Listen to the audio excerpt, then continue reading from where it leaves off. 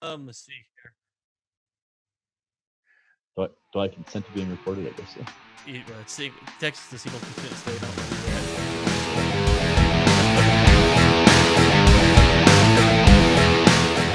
Welcome to episode 4. Is this episode 4? Yes, 4 of Bring in the Closers.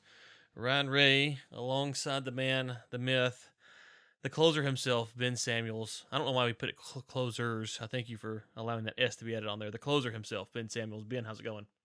It's going fantastic. Fantastic Monday here up in Colorado. I'm actually up in Colorado Springs today, so I can't complain.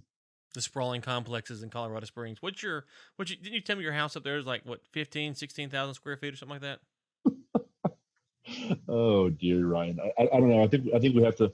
We're going to lower the bar a little bit. No, I'm in about a 1,200 square foot apartment. Uh-huh, uh-huh, I am building. I am building a property. I think what you're talking about is I'm building a property about 40 minutes west of Colorado Springs. That's a 1,500 square foot podcast studio that you built. Okay, I got you. Outside the mansion, like a mother-in-law suite or something.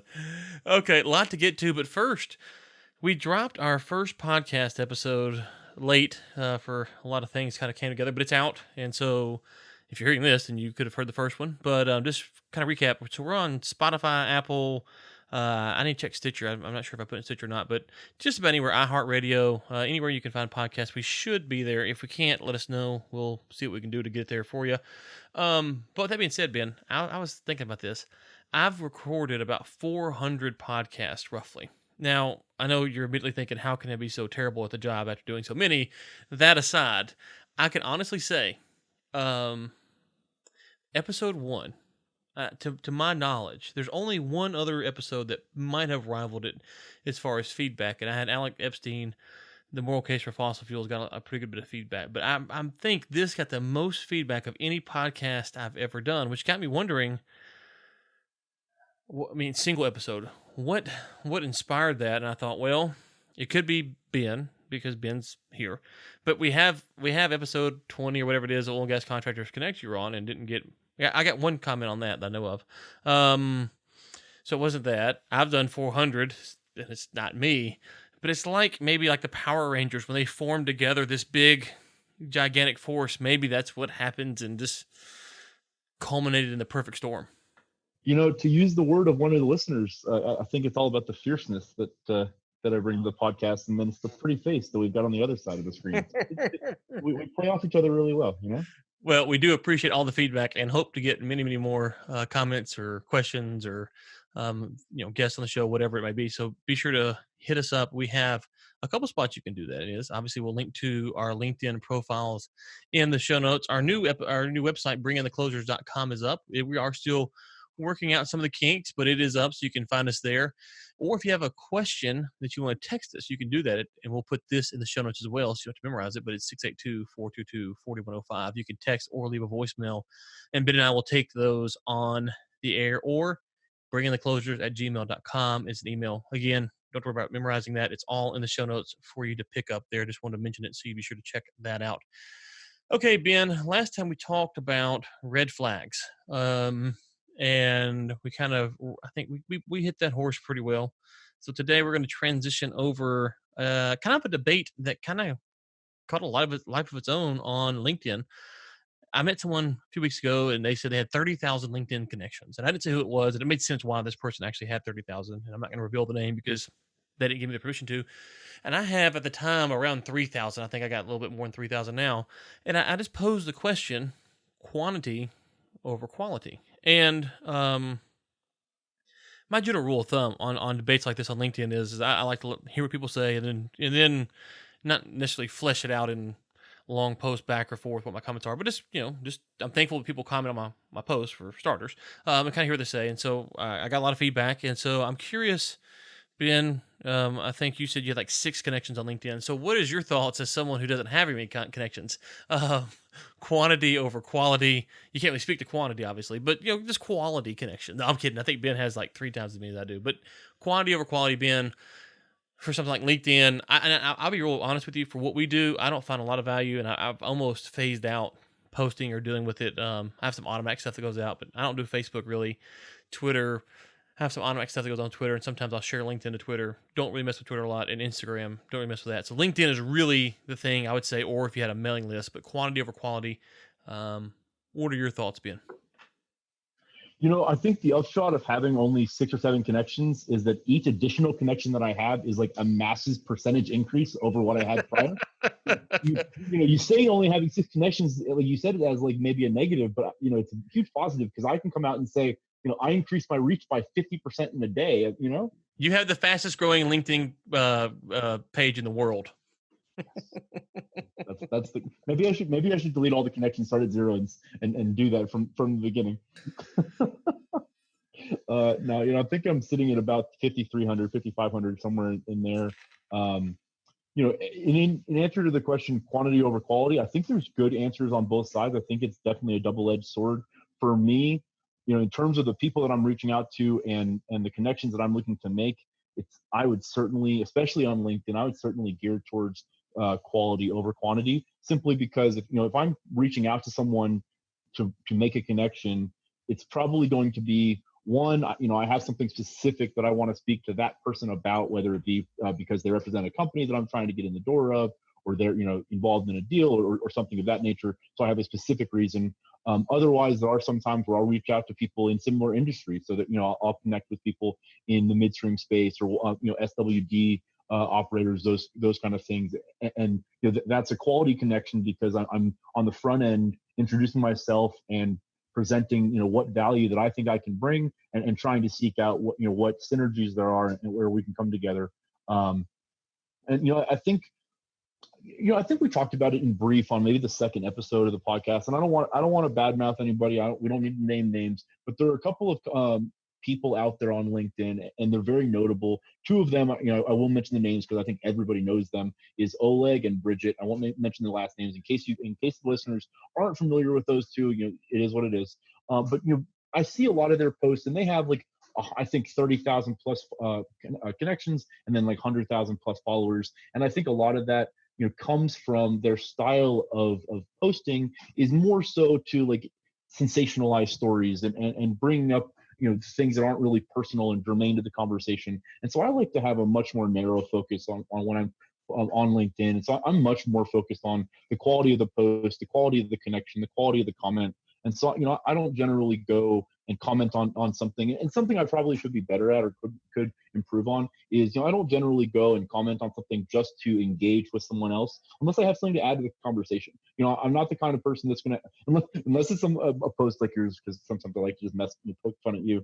But a lot of times, unless I'm going to take time to really digest the issue of what's being discussed and dive in, I'll just kind of be an observer, which I think maybe, like I said, a fault of mine. I know that was kind of a long-winded answer, but on the other side of the coin, the quantity argument, if you're putting out content, so like this podcast, or if, the people that are listening to this that are writing articles and putting out posts and these kind of things on LinkedIn, I think the other argument for the quantity side is if you put out a ton of content, you'll start to get feedback back, and then through that feedback, you'll be able to refine the filter and then get to the quality space, right? So I think there's a different model of, if you just want to kind of, it's almost like the throwing things at the wall and kind of seeing what sticks model, and that's totally fine, right? As long as you're, I think what it comes down to for me is, as long as you're doing that, but you're willing and able and ready to take feedback and respond to the feedback in kind, and kind of remodel the message. Does that make sense? No, yeah, I think I follow what you're saying. I tend to be more in the um, quantity camp than the quality camp, and the reason for that is that I found it hard to convert. So let's say I do add someone on LinkedIn, let's use that as an example, who is um, a person who can fit certain demographics for what I'm looking for. It's when we say quantity, I mean quality. That's the quality contact, but that presumption is that that person is actually active on LinkedIn and they're going to check their messages. They don't just get on once every 6 months and accept a friend request and go on. And to me, that's more of what I find on just about any platform I'm dealing with, or whether it's trying to connect with podcast listeners or LinkedIn connections, is that you get a lot of people who aren't actually actively engaged at the same level that I might be. And so it if you take that and you said, well, and so the quality argument to me is almost a little bit too presumptuous. And it presumes, well, so if I could list, let's say 100 people that I wanted to have on my database that would talk to me and interact with me on a regular basis, and they fit all of the criteria I was looking for, of course, that would be perfect because with 100 people, I could probably do more damage than I would ever be able to deal with. The reality is that I have a lot of people I talk to. Sometimes they're busy and they can't get back to me, or sometimes they don't have what I need, or they don't fit all the right boxes. And so I need more quantity until I can fit in the quality. It's kind of what you're saying, which is um, I need more people because then I may have person A who can fit 3 of the 5 boxes I'm looking for. So I'm going to take a deal to him. He might not be available. He might have. It might be in one of those 3 boxes, but he might not have time. He might not answer the phone or whatever the case may be. So. Even though he is a quality contact, it doesn't mean I'm going to be able to get that person for this particular opportunity. So the more people I have, and with that being said, I find this that I can usually do a decent job of keeping up with messages and contacting people, so I don't get too overwhelmed by having a lot of people interact with me. And of course, if I had thousands and thousands, that'd be different. But the level I'm at, I can generally churn through the messages, get back to people when I need to. Some things do slip through the cracks, but so I think I'm much more probably would lean towards the quality. I mean, the quantity. Because when you sift through that, the quantity I think is actually greater than trying to do all of the work to get just those key 100 people, because it takes a lot of work to actually figure out who's really dependable, who is actually available, when are they available, how far are they actually going to go. So if I have more people to go through, I feel like I'm a lot able to convert on stuff if that balance makes sense. Yeah, absolutely. I think that's just another way to look at it, but no, that's very valid. And yeah, I think there's absolutely value to having a broad network. That's pretty basic, right? I mean, yeah, having. Go ahead. Well, I was gonna say, yeah, I was gonna say, let's think about it like this. This is a serious question. Let's just take we were talking about someone offline, Gary Vaynerchuk. Oh, we got the Doctor Evil cat there. It's getting serious. Let's take it like this. So let's take you write down a list of, sorry, Ben's, for the podcast listeners, Ben's petting his cat like Doctor Yeah. Evil, Oh Doctor yeah. No, or whatever it is. If you're not watching the video, maybe this is the one to clue in on the video. Maybe the first couple you didn't need to, but maybe this is the one. Okay, so let's think this. Let's say that Ben could write down, or Ryan could write down a list of people, the people I think that would be fill out that 100 people realistic list. So not just billionaires, but actual a realistic 100 people list. Would I rather have that, or would I rather have Gary Vaynerchuk's platform and come out as Gary Vaynerchuk and say I need this? Which do I think is actually going to be a bit more beneficial for me? And I would say Gary Vaynerchuk's, because I don't know if people listen to his stuff, I have no idea, but it's in the millions or hundreds of thousands. And from that, 2 things would happen. A, probably the person he's looking for will come out. B, all the other people who don't exactly fit the criteria, but will open up all kinds of other potential for him, are there as well. So when you think about the quantity, those are the ancillary benefits that if you can capitalize on that, outweigh the quality. And it's not to diminish the quality of the contact. I'm just saying, I think if we had a list of people we wanted to interact with on a regular basis, that'd be great. We could do more deals that we could handle. However, if we had Vaynerchuk's following and we said we needed something, we would get that. Plus, we'd get 10, 100,000 other things that we weren't even able to get before, because people would be trying to capitalize by partnering with us. Absolutely. But I think I think one thing that we should mention, I don't want to harp on because I don't want to go negative, but I mean the other side of that coin is when you have a platform like somebody like Gary, you're inviting a lot of, and I use this word a lot. I think I probably use this word on every single podcast thus far. You're inviting a lot of noise into your network, right? And so if you're going to be going to the quantity model, I think that you need to have a very refined process to find what the actionable stuff is, and what you should be listening to and who you should be keyed in on. Because if you're connecting to everybody you possibly can on LinkedIn, a lot of those people are going to bring you value. But unfortunately, it's also possible that a lot of those people just may waste your time. They may have, they may say something that they don't actually have access to, or they may purport to be something completely different than what they are. Any of these different things, right? And so it's important at all times to understand that if you're going to the quality model, we already talked about that. If you're going to the quantity model, you just need to be cognizant of that, and aware that you may need, you may be creating more work for yourself to vet stuff on the front end. Is that fair? Would you agree with that? Yeah, and I agree. So one clarification is someone like Gary or Kevin O'Leary or one of the sharks from Shark Tanks, they have staffs of people that they can direct people to. Hey, go call Bob and he'll take care of this for you. Go talk Sally and she'll look at this. So they have staffs of people that can vet through all that noise. I'm just saying, at face value, if I could be for a day Gary V plus his network with all of his connections and back end office work, or build out my own database, I would like to see what happens there because I think it would be. A lot more opportunities could present themselves just by the ancillary benefits of things that he gets. You would have a lot more noise, a lot more stuff to sift through, but he has people that can do that for him. So that's also part of that benefit. Absolutely. With that being said, the hard part for me is, and I don't have anything against Gary Vee. We'll just kind of use him because we use the name. The hard part for me is to get to that quantity without generating a certain type of content.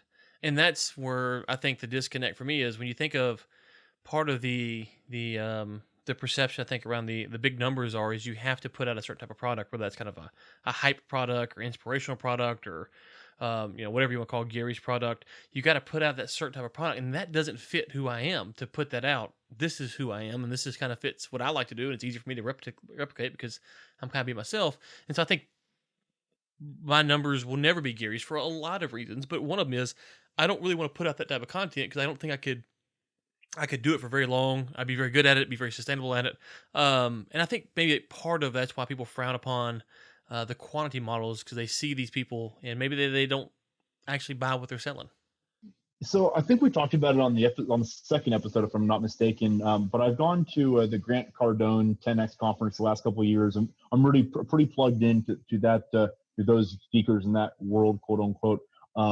And one of the things that struck me that Grant talked about at the conference last year that I completely disagree with, and I'm completely on the other side of the issue, is he got up on stage and in part of one of his talks he was talking about, and he was kind of promoting the idea of hitting people over the head multiple times with the same message and just hammering people's inboxes and email and getting in front of them all the time because the more impressions you make, the more impressions you make by sending someone an email, etc., the more content you'll get back and the more business you'll do.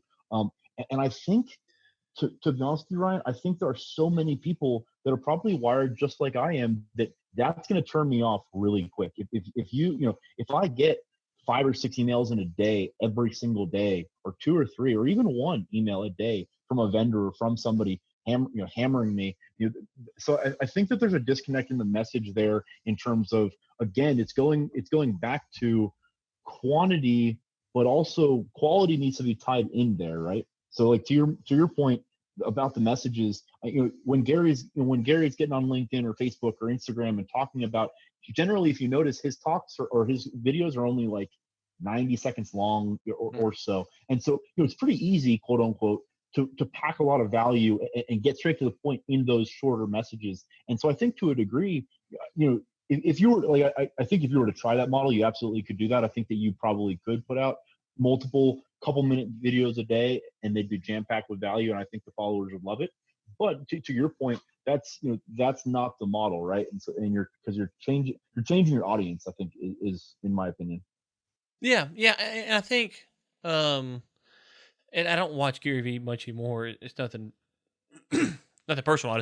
I kind of tuned in for a few years back and really was listening to a lot of things he said. Then I kind of got what his stuff was. I said, okay, this is good, it's valuable. But it's funny that you mentioned that because I didn't know who Grant Cardone was, but he went down to, you can find this on YouTube. He went down to Grant Cardone's office, and Grant Cardone was like bragging about how one of his guys got blocked from some auto dealership or something. And Gary's like, what are you doing? Basically kind of mocks him like, this is dumb and stupid. You shouldn't be doing that. I found that to be quite interesting. Of course, I learned who Cardone was later on, um, and I can't deny it works. I mean, those guys are obviously, they've got a few more dollars than I do, not much. I mean, they don't have Ben Samuel's money, but they're between me and Ben on the scale of economic wealth here. But they, obviously, it's working for them, so I don't disagree with that. I think for me, and this is a hard part. When I came into this business in the oil and gas energy space in 2005, I worked for my dad, and so for me, it's always been about. I say always. There's always been, and this is. I don't know how much this is actually real world perception versus just my own projection of perception, if you will. I've always felt like, okay, you work for your dad. People are going to think you're entitled. You're not very good at what you do. And listen, obviously, my dad gave me some breaks, and other people probably wouldn't because he's my dad. So I can't deny that, and I'm very thankful for that. However, it's always made me want to prove myself that I can do things. I can go out and close a deal, or go out and land a project, or go out and do this, or go out and do that. And so, um, and so I always feel like on some level when I'm going into a meeting, we talked about this confidence last time. They obviously have this confidence, but I also feel like the other person almost doubts who I am. I need to prove my value to them so that we can get a quality relationship, hopefully, and do things moving forward. I think it's really important to come into these meetings and to come into these conversations, kind of regardless of what your standing is. I think the humility and the deference is really important. I mean, just yesterday, you and I were talking offline, and you mentioned I'm not going to compliment myself, so I won't mention what you said. But you said something nice about me, and I told you candidly, I was like, yeah, I really don't see that. I don't see I don't see that the same way, but I'm really appreciative that that's the case. And so I think it's important to kind of keep a level head, right, and kind of understand kind of where you are in the context. And so but I think at the same time, I think one of the things, and this might be stepping outside the fairway a little bit, I know I like to say that, but like when with you and I think one of the reasons that we're able to get in some of the doors we're able to get in, able to do some of the deals that we're able to do, and able to network with some of the people that we're able to network, is because we're not coming at this from, oh, look at me, I can do this, this is all me, I'm the best, etc. It's how can I help you? How can I step into what you're doing and be of service and be of value to you? Like the same thing we've been talking about over every, I think basically every episode. It's been a common theme of being of service, and through that you'll get you'll get the feedback back. And to your point, I think through that you'll also get the validation, right? Because if if you feel that way about your role in the industry or whatever you want to call it, the proof is in the pudding, so to speak, right? So I mean, because if you're getting deals done and you're getting contracts and you're getting work for the guys that work for you, and all of these things, I mean, like that in and of itself is proving the value, kind of regardless of what's going on up here, right? Yeah, and so I think what I've looked at it as historically, kind of open up and lay down on Dr. Samuel's couch here, little confession time. So a couple things. One is, I've done podcasts to hopefully not sound like a complete buffoon, but put out something that people value. And I released a book, and then I was nominated and won an award, which was I was honored to win. And I did some speaking gigs, and I don't like speaking a lot, but I did some speaking gigs here in the United States and internationally. And so I did all that to kind of have, for those people who just like to look at the resume to say, hey, does this guy, does the resume kind of hit it? I was on I was been invited on the Blaze Network and a couple of podcasts. I kind of checked some boxes just to have those for people who you have, and that's a reality, Ben. Sometimes you just have to have certain things on a piece of paper to get past certain people. So I kind of did that in hopes of um, having some external validation. But when we said this on the first show, you know, for me, when the going through the deal or closing the deal, or we're working on something right now, and we're kind of joking earlier. I sent you a bunch of contacts for something. And I was kind of giving you a hard time about the speed at which I did it, but there was a value. You had asked for something, and I'd given you back something, and so I know I was able to do that, and there's kind of self validation. If that deal closes, that'd be great. Obviously, there'd be some money involved. But with all that being said, I think one of the misconceptions here is that when you're doing deals, for the most part, it's not like they're going to write the articles in the headlines about you. You're not going to get, front page service. You might get a mention here, a thanks there, or an attaboy there. But the saying that's lonely at the top. Well, that kind of is true about what we do. And so I think you have to be driven if you're going to be successful long term on the process of doing this, of engaging with people, getting them what they need, and trying to service them the best you can, because that's what keeps you motivated to keep going. And obviously, the money helps and it's nice, but it's though if you don't like those things, it can become very depressing by how other things shake out and how you think something's hot and it goes to cold, something's cold and all of a sudden it's hot. And you got to jump through hoops. So I think there's a lot involved on the backside of things, at least for me, that shapes how I view this stuff. I like how you kind of like like we're slowly getting little piece by piece of the Ryan Ray resume here. You keep talking up your co-host, but Mr. Ray, you've got quite a resume yourself. Well, for the listeners who needed the sheet, I can provide it to them. Well, and the reality is, just to be very clear, I look at so the award I have nothing to do with. Someone else nominated me for it, and I won it. But for those other things, to be quite honest with you, um, those things were tasks that I wanted to accomplish, just like closing a deal. So I went about them in a manner that hopefully led for me to be successful, if that makes sense.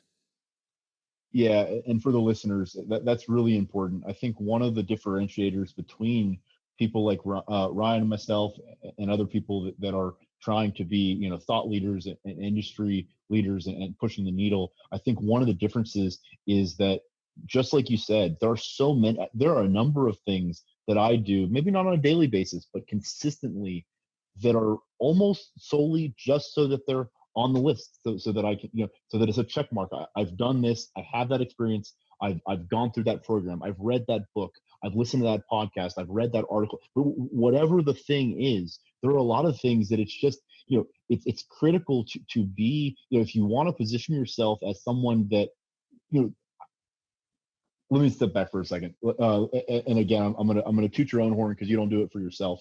There have been a number of times over the last month or so that I have sent something to Ryan, hey, I'm working on X, Y, or Z with a client of mine. What do you think? And literally same day or next day, Ryan has 2, 3, 5, 10 leads or your messages in my inbox waiting for me to act on that are germane to that conversation and important and hot leads to follow up on. And that doesn't come, that's not something that anybody can pull together. That's not, that doesn't happen by happenstance. You don't just get there one day.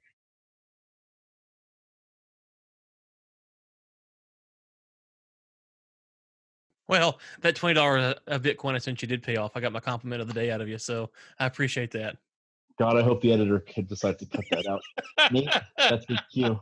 That's your cue right there. That lasts like 45 seconds. Just wipe that out. That's okay. I heard it. It's good enough for me. But but so let's go back to where we started, which was quantity versus quality. Um, and so part of that, is obviously there's been plenty of times where people have asked me for something and I've not been able to, to come through and don't have the right network and stuff like that. But if I have enough people I can go to, I feel like I can just about bring value on most things. Of course, we're not talking about the lobsters like we talked about in episode 1 or 2, whatever that was. That would be kind of a hard thing for me to do. But if it's kind of, as you like to say, in the fairway, then you feel like you can do it. But this gets into, and I think when you think about the quantity versus the quality, the other thing, and I think I may have alluded to earlier, is you got to be able to manage, how you talk to people. And what I mean by that is are you sending out a lot of messages? And they're not Grant Cardone pounding people's inboxes, but there are, either a message for lunch or I saw this. Can you tell me more about this? Or just responding to a simple comment on your LinkedIn post. All of that stuff, and keeping that machine going because people are watching, and that's the thing that blows me away. Ben, is once you do, and not that me and you are anywhere near in the public eye, but once you kind of get out there and you start saying that, hey, you are someone who wants to do certain things, people then kind of watch you from afar, and they're watching the things that you do, and the next thing you know, you're like, oh wow, okay, this person actually has been following what I've been saying or watching what I've been doing, and that's why they reached out to me. So, and I think that's the hard part. That's why I think like 3 times a day I should start my own blog, my own website. But then I realized I just, as much as I want to do it, I wouldn't keep up with it because that to me is so, it's exhausting thinking about. And I see a lot of stuff I'd like to comment on, but it's just exhausting to think about that. And I think too many people, let's talk about this because this is quantity over quality, not context, but in forms of content. I think too many people will go, okay, I'm going to go and share. And Ryan Ray is guilty number one. I'm going to share 20 posts a day. I'm going to comment on 300 posts. I'm going to write 2 blogs. I'm going to be on 6 podcasts, and I'm going to release a book by October. And then 6 minutes into that, you get overwhelmed and you go, oh my gosh, I can't do all this. And next thing you know, you're not putting out the feeler. So how do you balance that out? I know you said you're trying to tweak some things, but how do you balance that out to where you can put out content, and content, I use that very loosely, content very loosely, that's consistent and you hope is good, obviously. I feel the same way as you in a lot of respects. I have, so on zahavresources.org, I have a blog section. I think there's one blog post, maybe two, and I've had the site live for however many years. I mean, so it's not that I don't have ideas. It's not that I don't have things that I could write about. It's to your point, and to the listeners, I think they'll identify with this. Really, what it is, I think, is just like you said. It's kind of a hesitance to, because once you dive into those waters and you kind of make the commitment to put out consistent content, you know you have to continue to do that, right? And so in order to do that, that's a that could be a full-time job, and that's a whole different, you're looking at those things from a different model. And so, I mean, to your point, I think I said it earlier in the podcast, but I don't generally comment on dozens and dozens of posts on LinkedIn. I kind of pick my spots. But I think, all of that said, really what it is, Ryan, I think realistically, I think that the market and the people out there, and the listeners, I think that if you and I were to put out, 45-second videos of like, hey, this just happened, isn't this cool? Or hey, I'm thinking about X, Y, or Z, or I'm thinking about building rapport, and here's a couple of just random thoughts, or what have you. I think that is really valuable, and I love those posts. I'm connected with a number of people on LinkedIn that it seems like that's kind of their niche. They don't really share a lot of articles. They don't really post a ton of words, but they'll post, a minute or two video every couple of days. And I love those, because I think the other thing that I definitely need to get better at, and actually one of the reasons that I really wanted to do this podcast, and grow into this space, is because, in this day and age, it's really about connecting with the voice, but it's really about connecting with the person. And I think that a video is the best way to do that, right? And so I do want to get more and more into video. I think I asked you to actually start sending me the raw audio and video of these podcasts, so that I can do some offline, kind of cutting and whatnot. And that's kind of my, that may be my first foray into this. But I think we're all kind of feeling it out, right? And both of us, we've got a considerable following on LinkedIn, etc. But there's a lot more that you and I could be doing, and so it's kind of always a moving target. It's just about figuring out where the value is, and seeing what you can do to stoke the fire. One of the things I learned a while back about myself is I don't like doing things by myself. So if I write a blog, it's me sitting down writing the blog. I probably won't express it. This is why I don't. I like to hear that. I like to see people engage on LinkedIn. I like to kind of read it, but I don't like to spend a lot of time responding, because I'm not sure if I'm going to articulate. Not that I'm the best articulator on the podcast, obviously, but I'm not sure I can articulate what I mean through written words, even as halfway decent. But that being said, one of the things I've learned, Ben, is I like discussing the ideas with people. And I like to have a very robust discussion. And so that's why I like doing co-podcasts. Obviously, I have the podcast equipment. I could do, I could just do one-off podcasts and myself, and, that'd probably be terrible. But I have the capacity to do that. There's nothing stopping me from doing that. But I have learned that I'd much rather sit down and talk with someone about an idea, a concept, whatever the case may be, than for me to sit down and just to give you my opinion with no one else involved. And so we talk about content creation or quantity versus quality. I will do, up to a point, more quantity of things like this that I can, because I actually enjoy it, and kind of helps sharpen me, because you'll say something I didn't think of, or sometimes when you say something you think is really smart, and you say it and you go, oh my gosh, that's really stupid. So just just saying stuff out loud for me sometimes has been a good thing. But so I think when you think about quantity versus quality on content, you got to kind of figure out. They say finding your voice, but for me, it's not so much finding my voice, that has been part of this process, but realizing that I just would rather do it with someone else than do it by myself. And that was a big realization, especially when you're thinking about closing deals and being the negotiator or being the person bringing stuff. You kind of want to have this aura of you're the person that can do it, and you're this and that and all this stuff. And so it almost pushes you towards being a solo artist, if you will. And I found that, I just rather sit around and talk to people. That's just far more, it's easier for me. It's more natural for me. And I get more value out of it. Would you also say that it's helpful to get kind of the immediate feedback from whoever you're discussing with, rather than like just kind of talking to a wall or talking to a blank screen?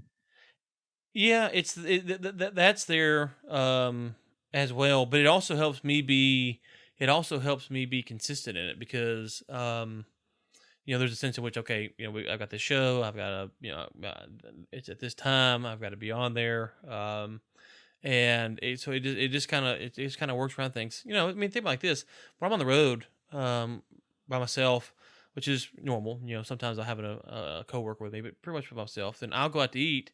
Sometimes I'll drive through, but sometimes I go sit down. And when I sit down, I put the headphones in and I'm listening to a book or a podcast or something. And obviously, I'm not talking to someone, but it is like someone's there with me because someone's telling me something in my brain. And so when I'm riding, I listen to music some. Depends on how tired I am. But for the most part, if I'm riding, I'm listening to some kind of talk, whether it's podcasting, sports, politics, business, books, etc., things like that. And so I just I've always been that way, so maybe it's just I enjoy the conversation more than that. And the final thing I'll say is, one of the things I always tell my employees at R Global is I like the information, and what I mean by that is if you give me all the information, I believe, and I almost kind of have to believe this, that I can do the best with it. So if you give me all the information, then I can sift through it and make the best decision possible. That's part of what we do is making decisions and advising clients. So I believe that, and it's kind of a prerequisite to do what we do. Um, so when I talk to people, I get information because I can ask certain questions. I can steer a conversation a certain way. They can ask me a question that might reveal something I didn't think about before. When you're doing one off, you can maybe hone your idea a little better, but you're still not gonna get that extra that extra input that you might have gotten from someone else. Yeah, absolutely. I drove from Midland to Colorado yesterday. It's about an 8.5, 9 hour drive. And I think for about 7 of that, I was listening to podcasts, and that I listened to a couple of audiobooks. And so, yeah, I mean, we're very much the same in that regard. And I think to a certain extent, that's also just the thirst for knowledge, and the drive to, again, be a resource, have information at hand. And I think you only get that from just immersing yourself in that world, right? You really, there is no substitute for reading a book. There is no substitute for listening to a podcast, because if you're not doing those things, you're not picking up that information. Yeah, and so I'm curious about this. So, talk about books. So I listen to all types of books, but fiction, nonfiction, history, whatever, business, it doesn't matter.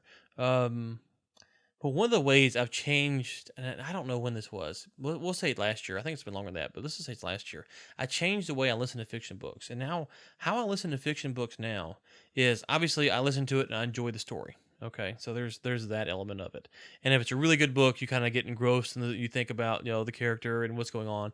Um, but then the other thing I do is I try to step outside of the book and I think, what would I think about this if it happened in real life? So, for instance, and we're not going to get political on the show, but I'll use a political an example to kind of illustrate the point. Let's say I'm reading a book about a CIA spy, and the CIA spy goes and in the book, the guy he's going after is a super bad terrorist, and it's the worst of the worst terrorist. And in the book, and I'm making this up, but in the book, the CIA spy goes and gets the terrorist's wife, and he tortures her. To get the information about the terrorist, and then he goes and kills the terrorist, saves the day, millions of Americans' lives lives. One of the things, millions of Americans' lives were saved. One of the things I think about is in the book, I might find that storyline compelling. I might, and I'm not again making political statements here, just something off the top of my head. I might actually enjoy that storyline because if it's a good author, he can build to a certain point. But then if I take it outside, I might have the same view, a different view. I might tweak it, and I've learned if you can read fiction in that way, it actually can help broaden your horizons. Where some people don't want to read business books or history or whatever the case is all the time. There's a way you can engage with fiction, I think, that is actually helpful for the real world. If you can bring it outside of that and kind of examine it, what would I think if this actually happened and I knew about it today? Does that make sense? And what are your thoughts on that? Said a different way, absolutely. I think if you're reading a work of fiction, in my opinion, the author, when they were writing that work of fiction, there were themes that they were thinking about. There were topics that they were trying to convey. But, the story is trying to tell you something. And so, if you're just reading a fiction book at face value, I think you're losing a lot of the value. I think you're losing a lot of the message. And so, yeah, I think it's really important to listen to it and read it within context, and try to think critically about, what is the story trying to tell me? What's the, not the hidden message necessarily, but what are some of the underlying themes here? I mean, a good example, I think a generic example that probably most listeners have read, most people have probably read 1984 by George Orwell, right? If you read that book, the book is about, there's a classroom, and then the book is relatively generic. It tells a story, but if you think about the underlying themes and what that book is trying to tell you, and all of the sub context, then it becomes one of the most seminal works that's ever been written, in my opinion. I think that for anyone listening to the podcast, if you have not read 1984, please like shut down the podcast right now, hit pause, go buy the book and read it and come back. It is phenomenal. I think it is really elementary reading for any American, really any person, but especially any American, especially in today's age. So that's my little 30-second elevator speech on why you should read 1984. But no, I think absolutely. I think you're missing a lot of the value in those stories if you're just reading it for the story.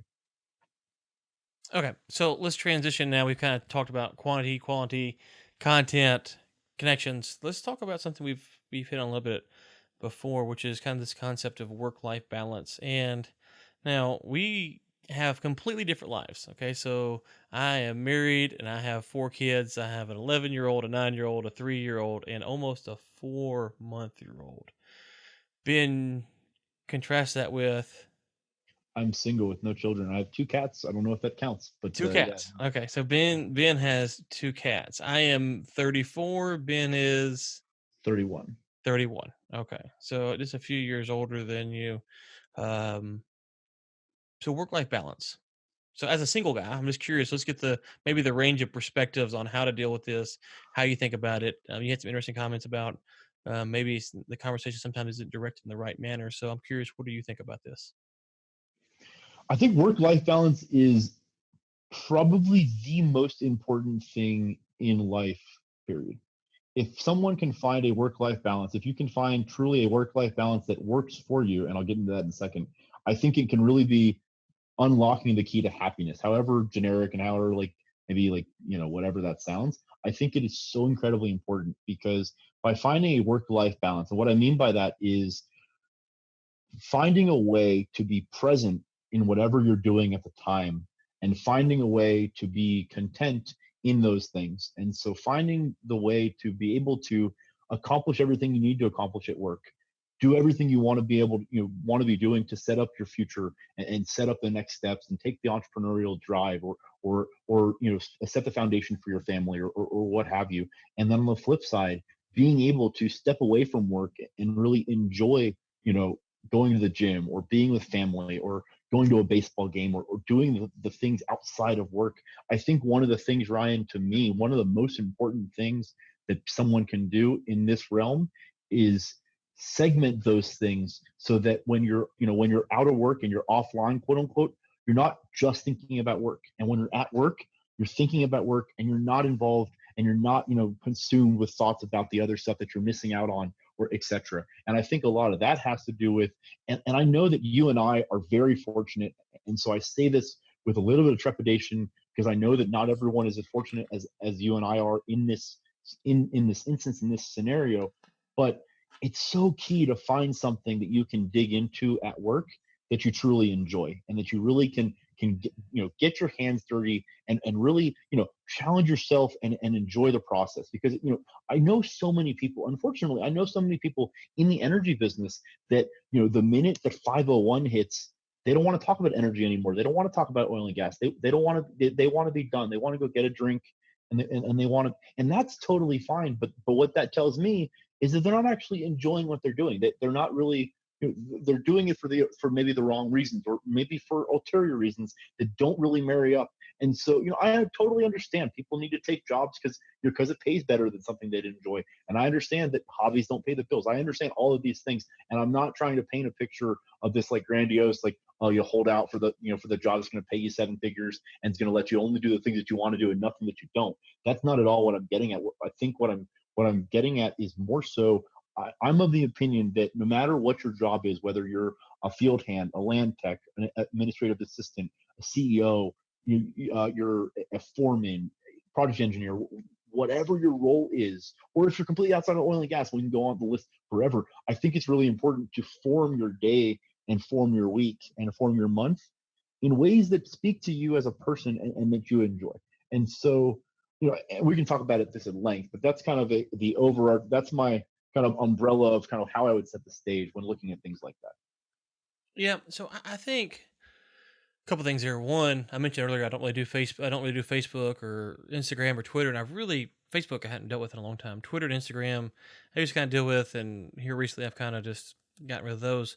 One of the things we deal with work-life balance is I think that so many people, Ryan Ray has been a big part of this, is you get caught up, and there's nothing wrong, nothing right. I'm just saying it's part of the equation. You get caught up with checking the Facebook account 15 times a day, or when you get home from work, you spend 2 hours on the Facebook or the Twitter or Instagram or whatever it is. And none of those things actually bring um, work value. They might bring life value, but they don't bring work value.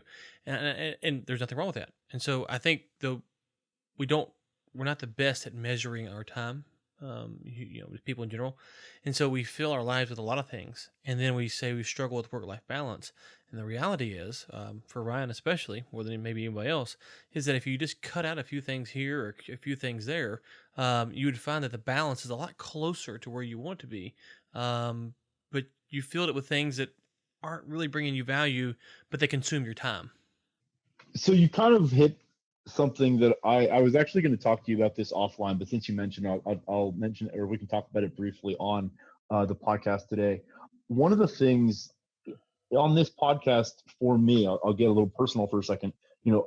So thus far through 3.5, almost 4 episodes, I've tried to toe the line between being informative, but also like being quote unquote politically correct, and not wanting to say things that are inflammatory and like outside the scope, or I don't want to push people one way or the other. But since you said what you said, I think it's so important.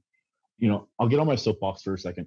Um, in this day and age, with what's available on social media, and when I say social media, I'm talking about Facebook, Instagram, some of Twitter, Snapchat, those models. I'm not talking about LinkedIn and the networking stuff. I'm talking about more of the social networks. When you consume yourself with those, I think, and really realistically, there's so much data at this point that backs up, there's not I mean, and these are overarching, very aggressive statements, but you're not going to be happy, you're not going to find success, you're not going to find fulfillment. I mean, if you're filling your mind with all of the beautiful images on Instagram and all of the success stories that you see on Snapchat and all of the, keep in mind, and I've heard this so many times from people like Gary Vee and others, but keep in mind that all you're seeing on social media is the very, very, very top of the best of what those people have to offer, and only what they want to show you, right? You're not seeing what it actually takes to make that. You're not seeing the failures. You're not seeing the other edge of the coin. And I know so many people. So like you and I think we could probably look at those things, and the filter is there to understand what's going on behind the scenes. And so it doesn't really have an effect in terms of our psyche or kind of how we go about things. But unfortunately, I think that, especially with people that are maybe new in this industry or trying to kind of dip their toes in the water for the first time and kind of trying to find their voice and find what they want to do and all these things. I think that in and of itself can be so demotivating, because if you look at all this stuff and all you see is the best of the best and all, and like all this stuff, you're going to sit there and be like, well, how can I start from nothing? And I think and also that, turning that on its head, just the sheer amount of minutes that you're wasting on a daily basis, just by perusing LinkedIn, or sorry, perusing Instagram or Facebook for 3 hours a day. Can you imagine if the average, quote unquote, the average, let's say the average 20 to 24-year-old, if they were to delete Facebook, Instagram, and Snapchat altogether and focus all of those hours that they would spend on those things on starting a business, can you imagine how much of a unbelievably massive difference that would make? Or with your family. Because These things. that's Yes. part of the thing, is that you don't have time for the family. So just spend the family. So I just looked it up. I have 700 Twitter followers. And I would say of those 700, I engage with like 4 maybe on a regular basis. And that's kind of the deal. Was I used to use Twitter because I could go find news. I could source news from around the world better than any other platform. It was amazing. Now Twitter wants to tell me what everybody, every political tweet that everyone likes and all this stuff, and I don't really care. Matter of fact, I lose a lot of respect for most reporters because I see stuff they like and I realize that they're not really that smart. But that aside, I don't need to see all that. I just want to know what the news is. But now with like something like Feedly, I can get all of the articles pumped to my feed burner, whatever thing's called, Feedly, and I can just about get it within a reasonable amount of time. And so Twitter has kind of lost its value because it wants me to see what everyone else likes, and I don't care what they like.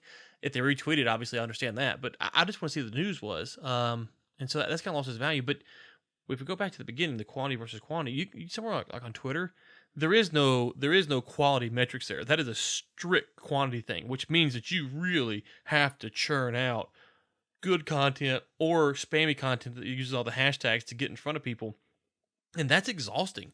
You do it, and you get 2,000-3,000 followers on Twitter, and 1,500 of them are just bots that like your account because you put the right hashtag in.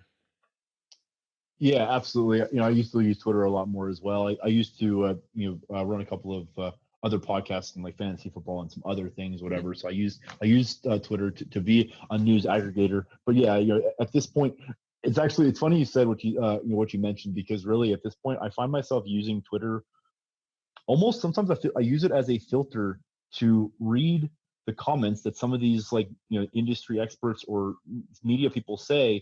And if they say something that is, I mean, like in this day and age, you can't even imagine what you're going to see on Twitter. And so Right. sometimes somebody will say something so out of pocket that it's like notable enough that I'll go, like, unfollow them on LinkedIn, or at least I'll make a mental note of, like, okay, so this person is of this mind.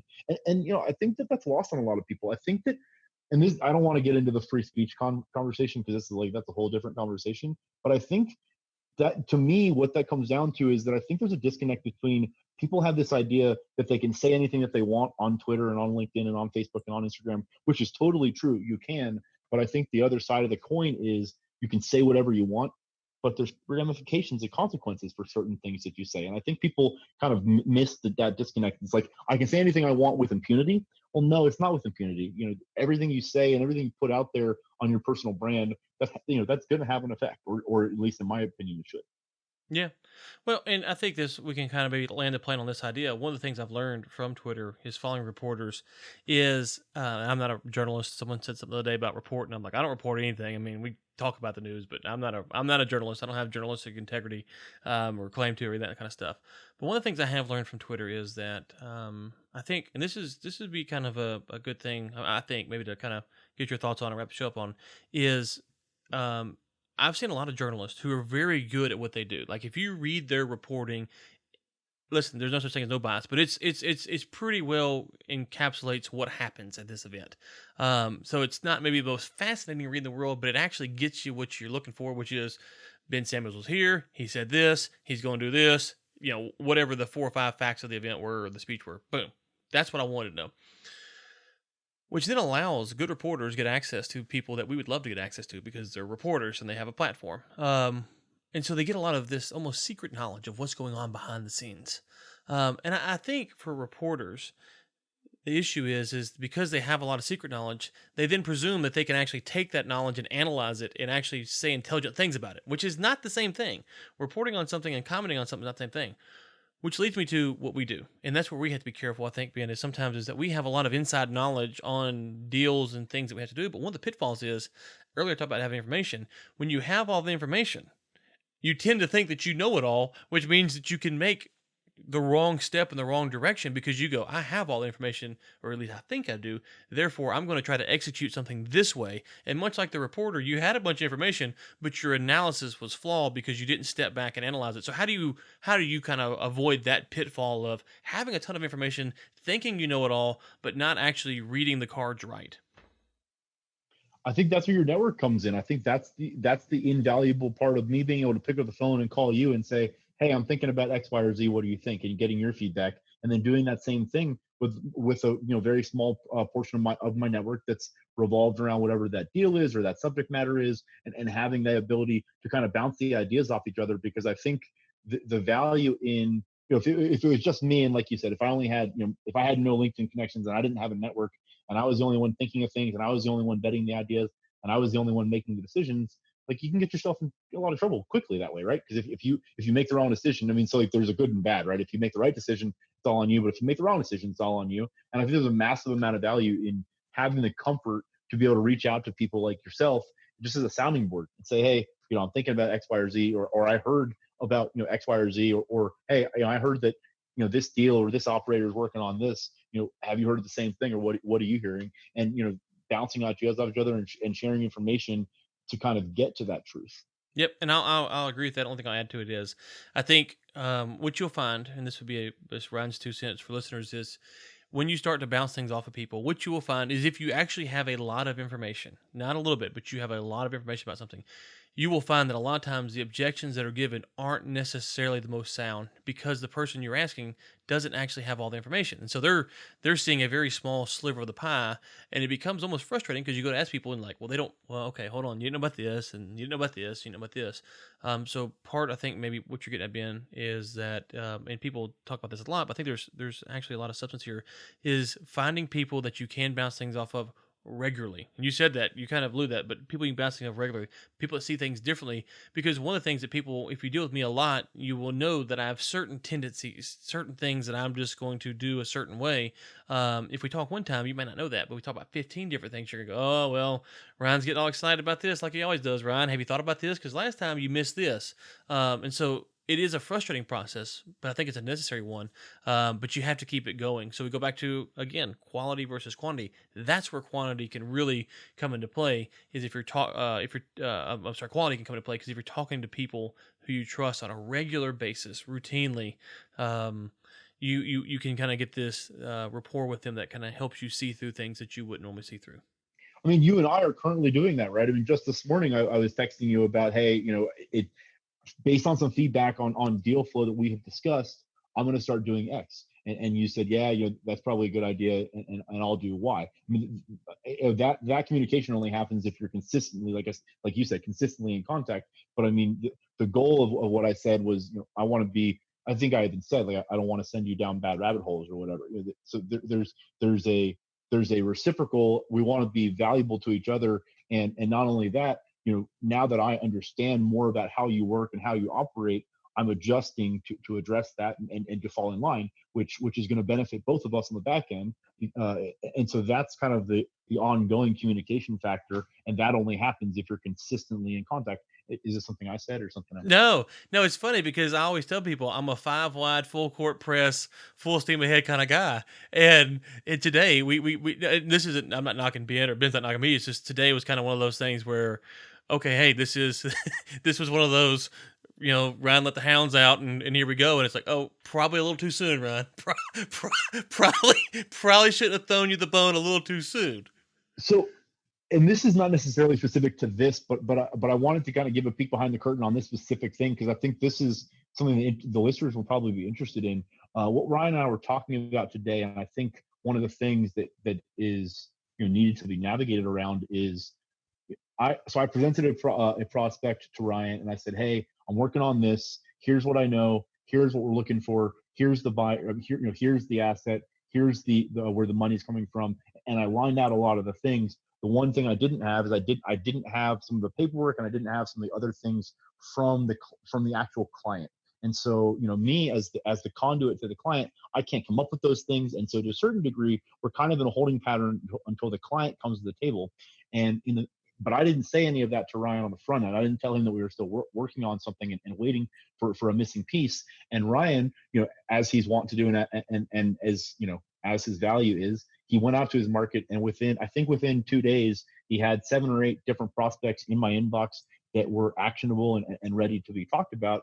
But we're still waiting on the other side, and so there's a little bit of a stall because of some just kind of cleaning up that we've got to do outside the scope of the deal. And so I think it's important to note that if I had waited until we had all the ducks in a row and you had brought these 7 or 8, we might have a couple of under contract already. And quickly after having this last piece of information that we need from the buyer, quickly after getting that done, we should be able to lock some of these in, right? But it's just about the addressing the fact that I think what I said to you is, I need to work on queuing this up a little bit more before we're ready to really move 100 miles an hour. But that being said, it's really valuable for me to be able to call Ryan and say, hey, this is coming down the pipe. Let's talk about this when the time is right, but just be thinking about where you're going to take this, because then he's ready to go off, get off and running. Yep, agreed. Okay.